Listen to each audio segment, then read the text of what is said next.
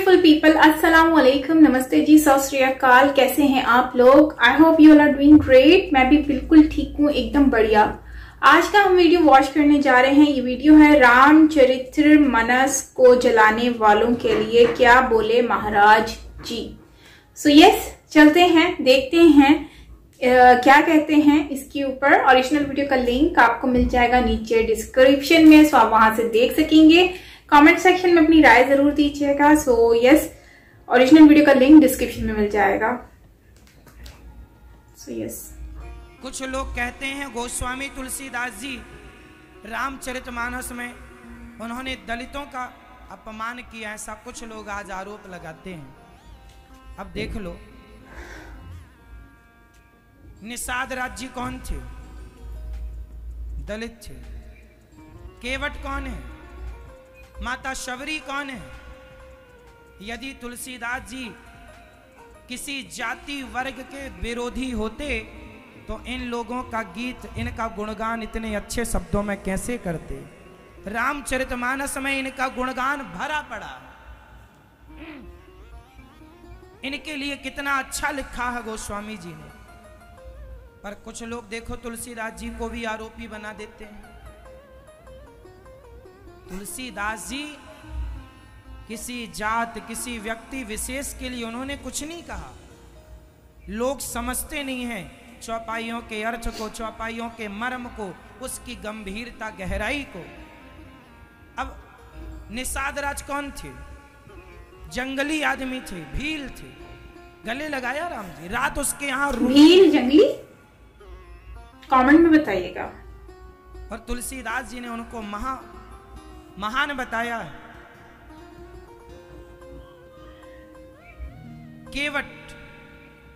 केवट का क्या प्रसंग गोस्वामी जी ने लिखा है। श्री वाल्मीकि जी ने केवट का यह प्रसंग इतना विस्तार से नहीं कहा। रामायण में केवट प्रसंग इतना विस्तार से नहीं है जितना विस्तार से केवट प्रसंग गोस्वामी श्री तुलसीदास जी ने लिखा। मांगी नाव न केवट आना, कहाँ है तुम्हारे मरम में जाना। और लोग देखो तुलसीदास जी को भी नहीं छोड़ते। अभी मैंने सुना कि लोगों ने रामचरितमानस जलाई। अब देखो, जो लोग रामचरितमानस जला रहे हैं वो लोग नेता बनने का सपना देख रहे हैं। यदि ऐसे लोग नेता बन गए ना तो भगवान का सबसे बड़ा अपमान होगा ये। इसलिए ऐसे लोगों को कभी सपोर्ट ना करो जो लोग हमारे सदग्रंथों को जलाने का कि जो बात भी करें। जला तो दिया ही उन्होंने, पर तुम्हारे तो जलाया क्यों उन्होंने? लेकिन समझ लो आप कि समाज में कैसे कैसे कालनेमी घुसे पड़े हैं।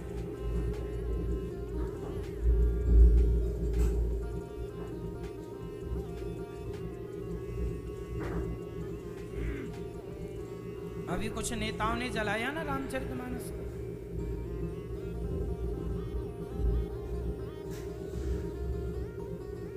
इसलिए ऐसे जिसमें माता शबरी का विस्तार से चरित्र हो, नवधा भक्ति की चर्चा हो, ऐसे रामचरितमानस पर कोई कैसे उंगली उठा सकता है? एक एक शब्द अपने आप में ब्रह्म, एक एक शब्द परमात्मा मैं है, ये समझो, सब कुछ है। ऐसे राम का चरित्र जिसमें गाया गोस्वामी जी, रामचरितमानस। आगे राम जी गए, केवट पर कृपा करके चित्रकूट में भरत जी मिलने आए और आगे राम जी भरत जी को खड़ाऊ देकर विदा करते हैं। आगे चले, रावण माता सीता को हरण करके गया। जटायु ने माता सीता के लिए प्राणों की बाजी लगाई, हाँ, बचाने के लिए।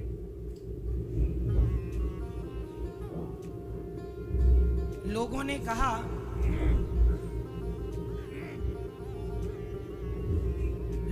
कहा कि तुलसीदास जी ने नारियों का अपमान किया। बताइए, तुलसीदास जी ने नारियों का अपमान किया? शबरी का गुणगान गा रहे हैं।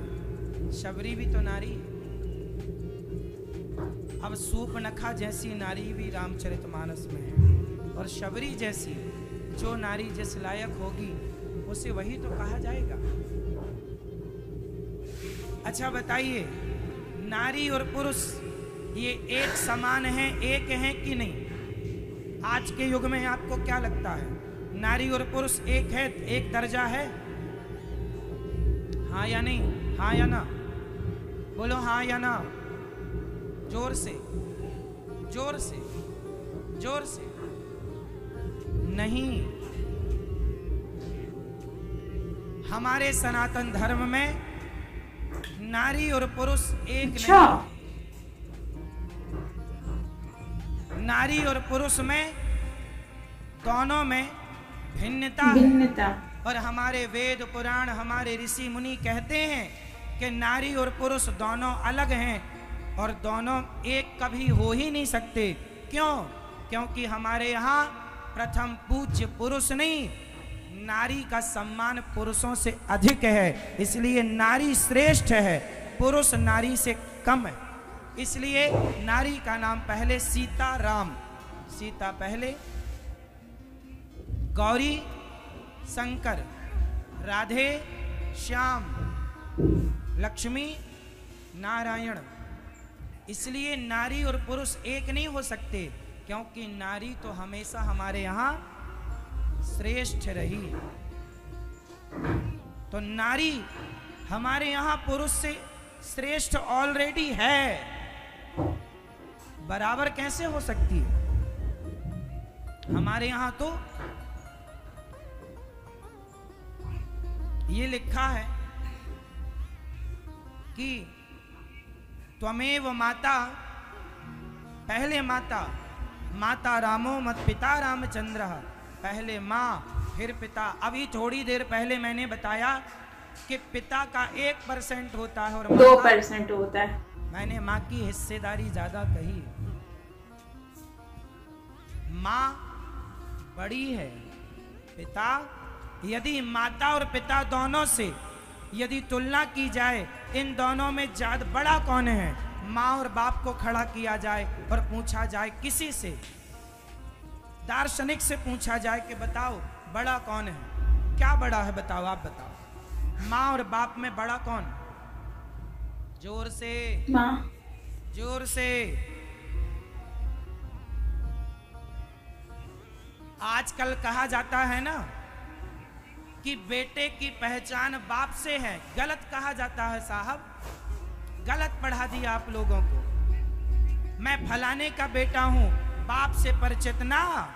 जब राम से पूछा गया आप कौन हैं, तो रामचरितमानस में वही गोस्वामी जी जिनका आज लोग विरोध कर रहे हैं, उन्हीं की बातें ना समझकर मूर्ख लोग वो राम जी नारी को कहाँ बिठाते हैं। वो रामचरितमानस में गोस्वामी जी लिखते हैं, जब राम से पूछा श्री हनुमान जी ने पहली बार किष्किंधा में आप कौन हैं, तो राम जी ने परिचय दिया, कौशलेश दशरथ के जाए। पहले कौशल्या माँ का नाम लिया, फिर दशरथ जी का पहले नाम लिया। मैं कौशल्या और दशरथ का बेटा हूँ।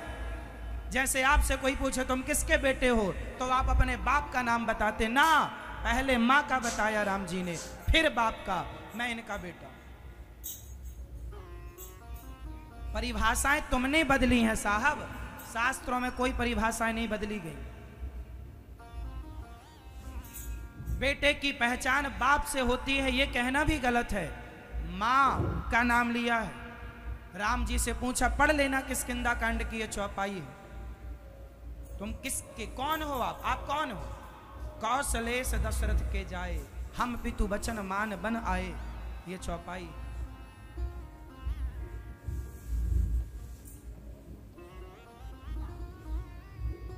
राम जी ने पहले किसका परिचय दिया?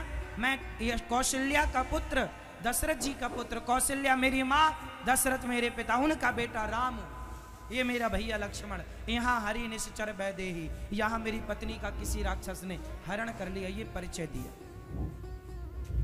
और आप आरोप लगाते हैं, बताइए कितनी मूर्खता। इसलिए नारी और पुरुष एक नहीं हो सकते कभी, क्योंकि नारी सदा बड़ी थी, बड़ी रहेगी। है और बड़ी रहेगी। पुरुष,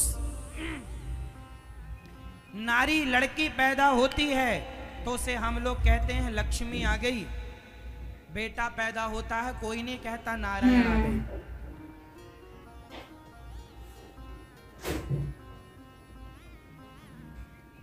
बेटी पैदा होती है लोग कहते हैं देवी है देवी। आदमी को कभी आइए देवी जी आइए, आइए देवी जी आइए। पुरुषों को नहीं कहा आइए देवता आइए, आइए देवता आइए, नहीं। नारी जन्म से देवी है, पुरुष को कर्म करके देवता बनना पड़ता है। इसलिए नारी पुरुष की अपेक्षा श्रेष्ठ थी, श्रेष्ठ है। तुम श्रेष्ठ को बराबर की तुलना में कैसे बिठा सकते हो? जो आगे है उसे आप पीछे वाले के साथ कैसे बिठा सकते हैं? नारी पुरुष एक समान, नारी पुरुष बराबर, बड़े माता बड़ी है। बेटे पर माँ का ऋण ज्यादा है, बाप का ऋण कम है। मेरे ऊपर मेरी माँ का ऋण ज्यादा है, मेरे बाप का ऋण कम है। माँ की अपेक्षा बाप का ऋण कम है। इसलिए ये दास कहता है अपनी अपनी माँ की सेवा किया करो, माँ का सम्मान किया करो, माँ को घर से ना निकाला करो। आज बहुत अच्छी बात की है इन्होंने, जो कि आजकल हो रहा है। शरण में एक माँ जो वर्षों से रह रही थी, आज अचानक हमारी एक वृद्ध माँ, गौरी गोपाल आश्रम में रहने वाली एक वृद्ध माँ की आज सदगति हो गई। वो भगवत धाम चली गई और अचानक अति वृद्ध थी, सारी सेवा दवा इत्यादि जो हुआ सब हुई। अचानक अत्यधिक बूढ़ी होने के कारण मैया भगवत धाम को चली गई। इनका कोई नहीं है, बेटा पति पुत्र कोई नहीं। अब होगा भी तो राम जाने कौन कहाँ है।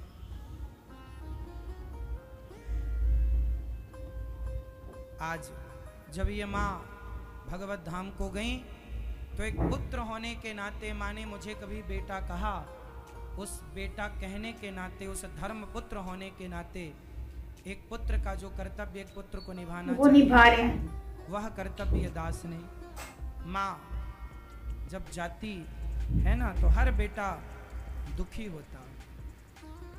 आज बड़ा दुख हुआ कि माँ हमें छोड़कर चली गई, पर खुशी इस बात की है कि वृंदावन जैसी पावन धरती पर भगवत कृपा से उन्होंने भगवान के धाम में प्रवेश किया पावन से महीने में। और ये दास ने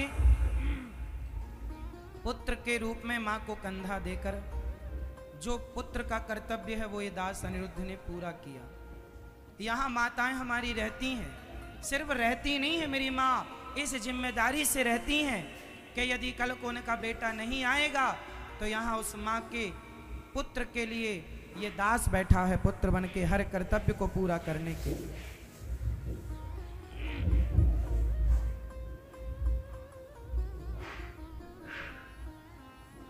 माँ जब यहाँ से भगवत धाम को जाती हैं, कई बार तो ऐसा होता है कि एक बार पिछली बार एक माँ जब भगवान के घर गई तो उनके बेटे को बुलाया कि बेटा आओ, बेटा नहीं आया, बोले हमें फुर्सत नहीं है। माँ का अंतिम दर्शन करने भी नहीं आया। यहाँ पर फिर माँ की तेरही भी यहाँ पर ये दास अनिरुद्ध ने की। यहाँ जो माँ शरीर छोड़ती है ना, उन माँ की सारी क्रिया कंधा तो दास देता ही है। उसके बाद जो 13 दिन बाद जो 13वीं होती है, वो 13वीं भी यहाँ पर माँ के नाम की ये दास ही करता है। और ये पूरा कर्तव्य जो पुत्र होने का है वो ये दास कोशिश करता है उस कर्तव्य को पूरा करने की। हमारी सभी माएँ बड़े प्रेम से यहाँ रहती हैं। आज 262 माताएं, जिस समय की आज एक माँ भगवान के घर चली गई तो 261 माताएं।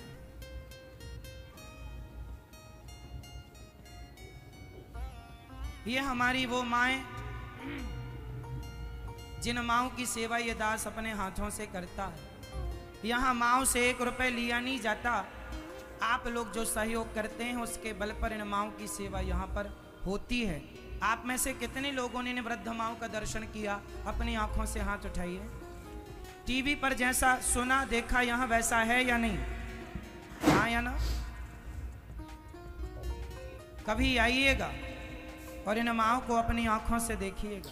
तो गाइस यहाँ पे वीडियो एंड होता है और जो है इस पे काफी ज्यादा हाईलाइट किया है। बेसिकली एक वुमेन है, वुमेन की लाइफ के ऊपर इन्होंने बहुत ही खूबसूरत तरीके से अपने अल्फाज जो हैं वो शेयर किए हैं और स्पेशली जो है वो अपने जो सनातन धर्म में जो एक वुमेन है उसको जो रिस्पेक्ट दी जाती है, एक वैल्यू दी जाती है, वो आज की इस वीडियो में हमें देखने को मिला कि एक वाकई में ही जो वुमेन होती है उसको आप किसी भी धर्म से आप देखें तो वुमेन को हमेशा ही एक रिस्पेक्ट अलग किस्म की दी जाती है। मतलब कि मैन से डबल रिस्पेक्ट जो होती है वो वुमेन की होती है, एक औरत की होती है। वो एक मदर के रूप में हो सकती है, एक सिस्टर के रूप में होती है, एक एज अ गर्ल होती है। ये सारी चीजें हमें देखने को मिलती हैं और ये बात सच है, हमें रिस्पेक्ट करनी चाहिए क्योंकि ये एक कोई आम नहीं होती है, आम इंसान नहीं है। और जहां तक मैंने देखा है सनातन धर्म में आप देखें एक वुमेन जो होती है उसको लक्ष्मी कहा जाता है। मतलब जो हिंदू गॉडेस हैं वो भी तो यही थी ना, मतलब कि मुस्लिम वो जो हिंदू गॉडेस जो हैं वो भी तो लेडीज फीमेल थी ना, वुमेन थी। तो जब उनको इतनी रिस्पेक्ट दी गई है तो फिर वुमेन को कैसे नहीं मिलेगी? तो जाहिर बात है वुमेन को बहुत ज्यादा रिस्पेक्ट दी जाती है। बस मैं ये कहूंगी कि जो लोग ये जो राम मानस जो है वो जलाते हैं ये बहुत गलत बात है। आई थिंक ये नहीं जलाना चाहिए, बुरी बात होती है। आप अपने अपने अपने पॉलिटिक्स को सजाने के लिए, जगमगाने के लिए इतने लोगों को हर्ट करना ये अच्छी बात नहीं है। और जैसा कि गुरुजी ने भी कहा कि अगर आप जो है वो इस तरह की कोई भी एक्टिविटी करते हो तो इससे जो है आप उनकी इंसल्ट कर रहे हो, जो राम जी हैं उनकी इंसल्ट कर रहे हो। सो आपको इनको ऐसे लोगों को सपोर्ट नहीं करना जो सनातन धर्म को नीचा दिखाए या फिर उनको बुरा भला बोले, ये बुरी बात होती है। आप ऐसे लोगों को बिल्कुल सपोर्ट ना करें। आज एक कर रहा है, कल को दूसरा करेगा, परसों तीसरा करेगा, तो इसलिए ऐसे लोगों को बिल्कुल सपोर्ट ना करें। उनको सपोर्ट करें जो रिस्पेक्ट करते हैं, उनको सपोर्ट करना चाहिए। और जो लास्ट में वुमेन की बात की है तो मैं ये कहूंगी कि देखें जो लोग अपने पेरेंट्स को छोड़कर चले जाते हैं, उनकी रिस्पेक्ट नहीं करते, उनको छोड़ के चले जाते हैं अपनी शादी होने के बाद अपनी वाइफ्स के कहने पर, सारे ऐसे उनका एटीट्यूड होता है। तो मैं कहती हूँ कि ऐसी चीजें नहीं करनी चाहिए। माँ बाप को रिस्पेक्ट देनी चाहिए। वो आपको अपनी जवानी आप पर लुटा देते हैं, बड़े होते हैं, बड़ा करते हैं, वो अपनी जिंदगी आप पे कुर्बान कर देते हैं, आपके ऊपर साए की तरह रहते हैं। फिर एक वक्त ऐसा आता है कि जब आप उनके लिए कुछ करने का टाइम आता है तो आप उनके साथ ऐसा बिहेवियर, ऐसा एटीट्यूड रखते हो कि बेचारे भी डिसअपॉइंट हो जाते हैं। तो मैं ये कहूंगी कि ये गलत बात है। अपने माँ बाप की रिस्पेक्ट करनी चाहिए, उनकी कदर करनी चाहिए और उनके साथ ऐसा बिहेव बिल्कुल नहीं करना चाहिए। और बल्कि उन लोगों के लिए तो जितना हो सके यार उनके लिए अच्छे से अच्छा करो ताकि उनको वो सुकून मिल सके, वो प्राउड फील करें आपके ऊपर। लोग ऐसे दूसरों के लवारिस छोड़ के दूसरों के सहारे पर छोड़कर चले जाते हैं, ये बहुत ही बुरी बात है।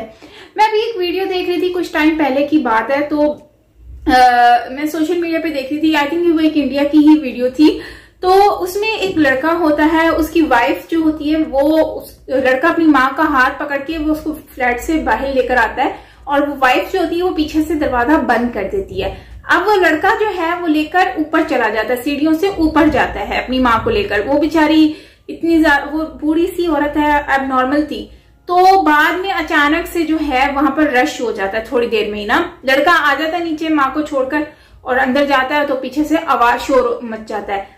तो कहने का मतलब ये है कि वो माँ को ऊपर से धक्का देकर आके नीचे रूम में नॉर्मल होकर बैठ जाता है कि उनको जैसे कुछ पता ही नहीं है।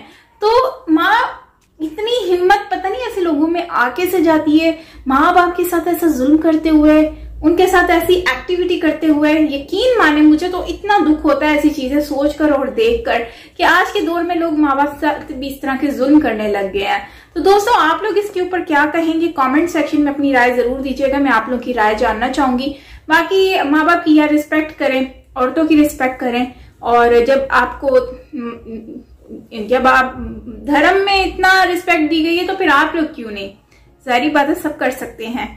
सो आप बताएं कमेंट सेक्शन में अपनी राय। मिलते हैं नेक्स्ट वीडियो के साथ। Lots of love and bye bye.